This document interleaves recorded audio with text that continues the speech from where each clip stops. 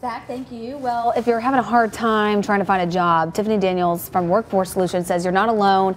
We all have these types of problems, and they may be more common than you think. So let's talk about those barriers to finding employment. And by the way, Workforce Solutions is your first step. I mean, I really think this could be a really great resource for you trying to find a job or change your career. Let's talk about those barriers to employment. What are we talking about here?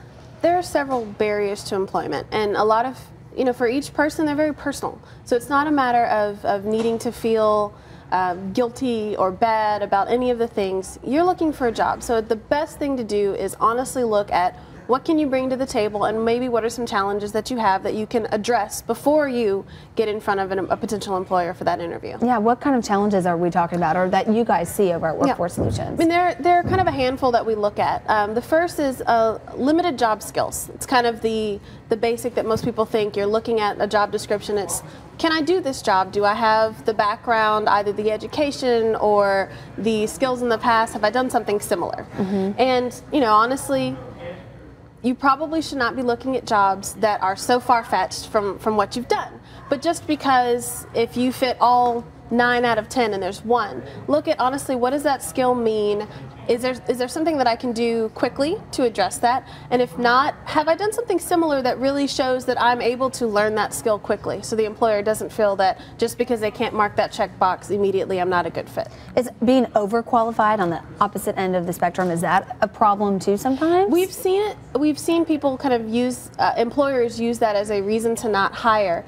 And if you are applying for a job that you have more experience or higher job skills, or possibly you were management and now it's looking at more of a lower level position, make sure that the interviewer knows, or that in your cover letter you cover that this is not below you. This is a new start. This is something you kind of want to start with this new company or this new industry. You bring up an interesting point with addressing these barriers with a prospective employer or somebody that you are interviewing with. Do you address the fact that maybe you're not skilled enough, or you're overskilled, or maybe your age? I mean, do you address this?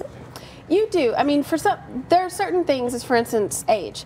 Employers are not allowed to discriminate, openly discriminate for being too young or too old. However, it is probably not beyond the scope that happens. So if you are sensitive to that and think that might be one of the reasons that you're not being called back in your cover letters, or if you have that first interview, make sure that you try to address that so it's not a concern. If you are a little more mature than some of the other people that you think you're interviewing, make sure that maturity is actually seen as a strength. I was just going to say that. You know how to do the job. You've worked for many years. This is not your first time. They're not going to have to worry about your accountability or showing up on time or being able to learn quickly or knowing when to ask questions. Yeah, that's really interesting, where you take your barrier and you almost kind of turn it into a positive.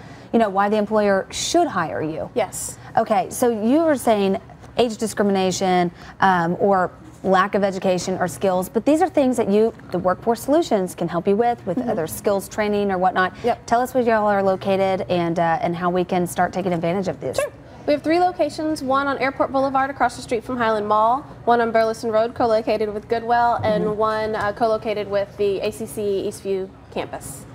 Thanks so much. Good to see you, Tiffany. We're going to continue the conversation on barriers. If you didn't fit into this segment, I bet you will in a couple weeks, so be sure to tune in. Good to see you. Thank you, you too.